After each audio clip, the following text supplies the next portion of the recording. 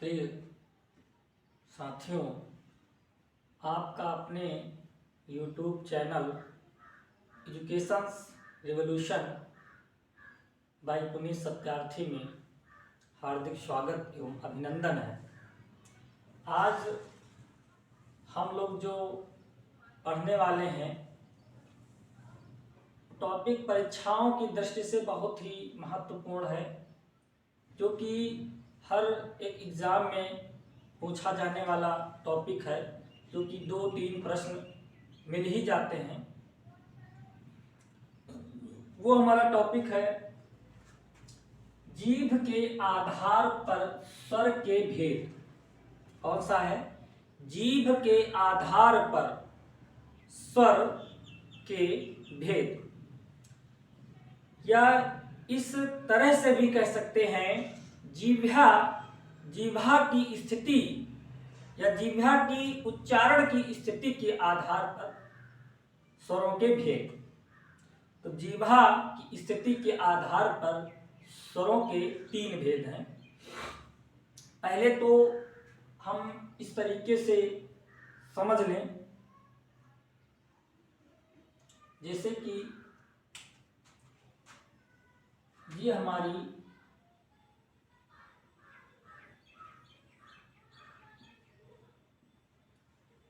जीभ हो गई, और ये जीभ का जो हमारे क्या है, अग्रभाग है। ये हमारे जीभ का मध्य भाग, और ये पश्च भाग। ठीक है, अग्रभाग, मध्य भाग, पश्च भाग।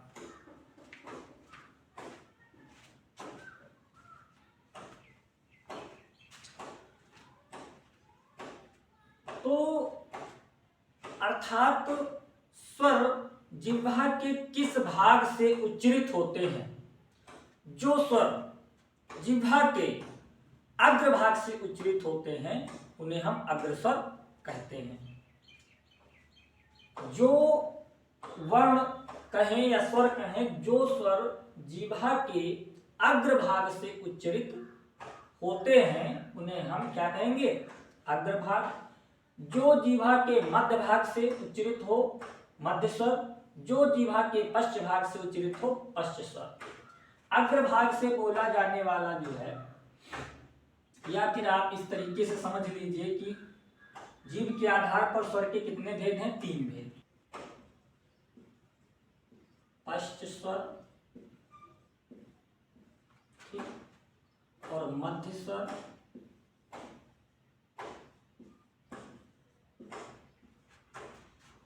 पश्च स्वर। ठीक है, स्वर, मध्य स्वर,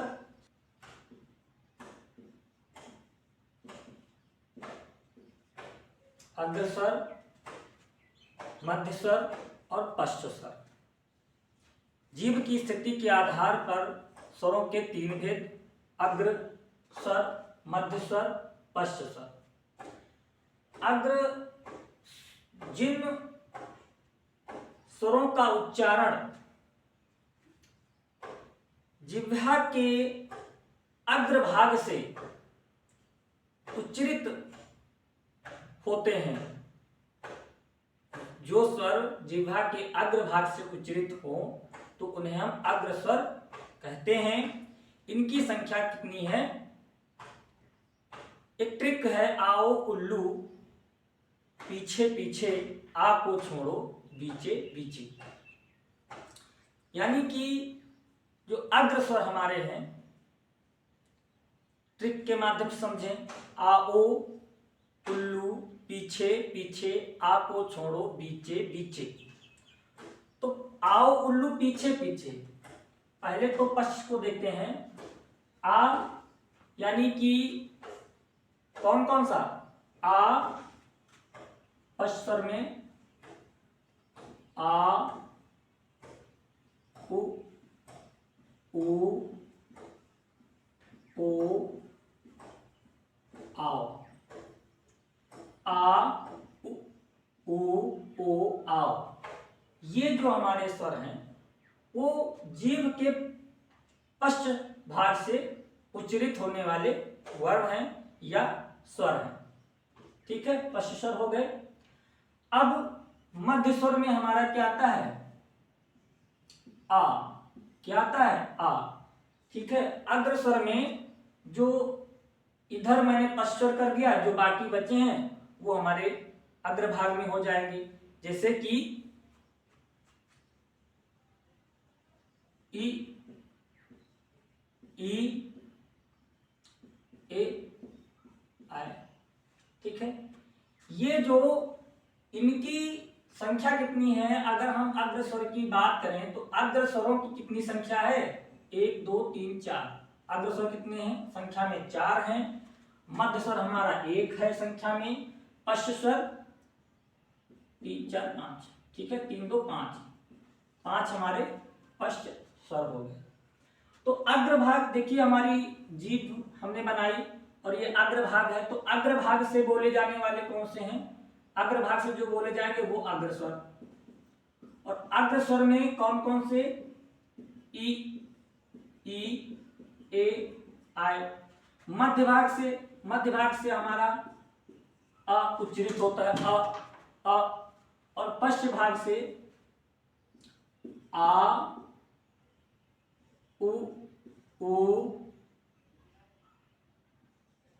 ओ, आओ। इनकी संख्या 5 की संख्या 1। ठीक है, इसकी संख्या कितनी है? 4। तो जीभ के आधार पर स्वर के जो भेद हैं वो हैं 3: अग्रभाग, अग्र स्वर, मध्य स्वर, पश्च स्वर। अब देखते हैं होठों की स्थिति के आधार पर स्वरों के भेद। होठों की स्थिति के आधार पर स्वर के दो भेद होते हैं, एक तो वृत्तमुखी, एक आवृत्तमुखी। ठीक है, आवृत्तमुखी और वृत्तमुखी दो हमारे हो गए होठों की स्थिति के आधार पर भेद। ठीक है, अब ऐसे समझिए कि होठों की स्थिति के आधार पर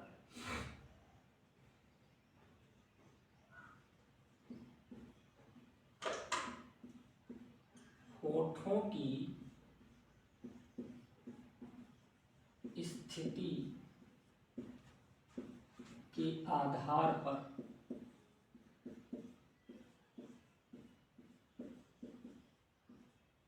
होठों की स्थिति के आधार पर स्वर के भेद।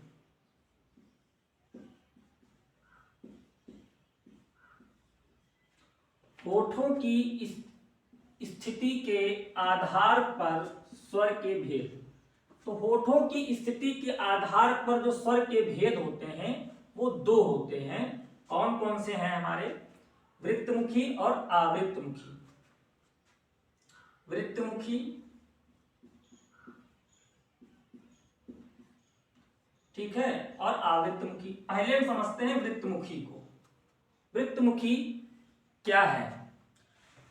तो जैसे कि होठों की स्थिति के आधार पर पता चल रहा है कि वृत्तमुखी और आवृत्तमुखी। वृत्त का मतलब होता है, जैसे कि इसको हम एक वृत्ताकार भी कह सकते हैं। क्या? वृत्ताकार। और वृत्ताकार कैसा होता है? ये देखिए, ये वृत्त है हमारा।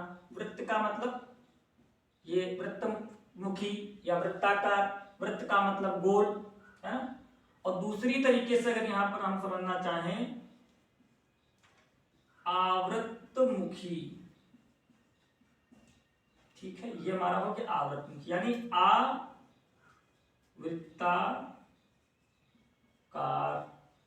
आवृत्ताकार जिसमें होठ जो है गोल ना हो।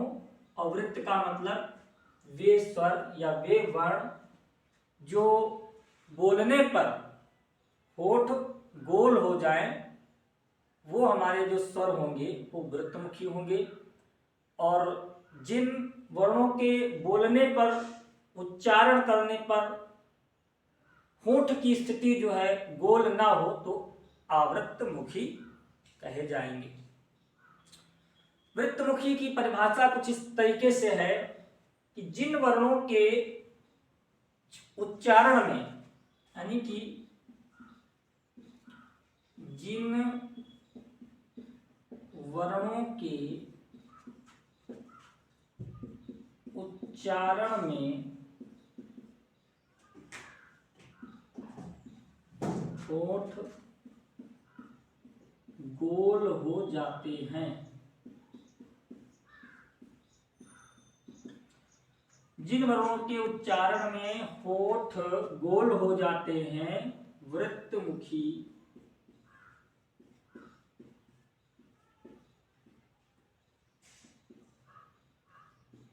कहते हैं। जिन वर्णों के उच्चारण में होठ गोल हो जाते हैं वृत्तमुखी कहते हैं। जैसे कि वृत्तमुखी में ऊ, ऊ, ओ, आओ, और एक हमारा वर्ण है अ। जैसे कि इसमें जो हमारे वृत्तमुखी हैं, इसके अगर हम समझना चाहें तो इसमें जो है उ, ओ, आओ, और इसमें एक वर्ण जो है और जुड़ा हुआ है जिसको हम कहते हैं अ, आ। ये जो वर्ण है अ, जैसे कि हम लोग बोलते हैं डॉक्टर, प्रॉक्टर, कंपाउंडर। तो ये वर्ण जो हमारा है, ये जो स्वर है, इसको बोलते हैं आगत स्वर। क्या बोलते हैं? आगत स्वर। आगत स्वर का मतलब ये है कि जो आगत का मतलब ये है कि अंग्रेजी से हिंदी भाषा में शामिल हो जाना। ये अंग्रेजी शब्द है। ये क्या है? ये जो है अंग्रेजी शब्द है, और ये हिंदी अंग्रेजी भाषा का शब्द है और हिंदी में ये चुपके से शामिल हो गया। तो इसलिए इसको हम आगत स्वर भी कहते हैं, विदेशी स्वर भी कहते हैं। तो इस तरीके से वृत्तमुखी में अगर उच्चारण करते हैं तो हमारा होठों की स्थिति जो होती है वो गोल हो जाती है। ऊ, ओ, आओ, है ना, गोल हो गया। तो वृत्तमुखी। आवृत्तमुखी जिन वर्णों के उच्चारण में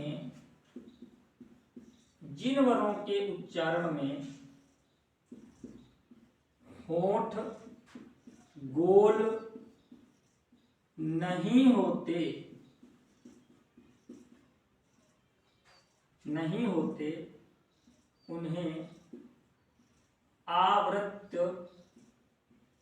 उन्हें आवृत्तमुखी कहते हैं। जिन वर्णों के उच्चारण में होठ गोल नहीं होते उन्हें आवृत्तमुखी कहते हैं। ठीक है, वे ऐसे स्वर हैं जिनका हम अगर उच्चारण करते हैं तो होठों की जो स्थिति है वो गोल नहीं होगी, वृत्त नहीं बनेगा, गोल नहीं होगी, है ना, तो आवृत्ताकार हो जाएंगी। जैसे कि आवृत्त जिन स्वरों के उच्चारण में होठ गोल नहीं होते हैं उन्हें आवृत्तमुखी कहते हैं। जैसे कि आ, इ, री, ए, आए।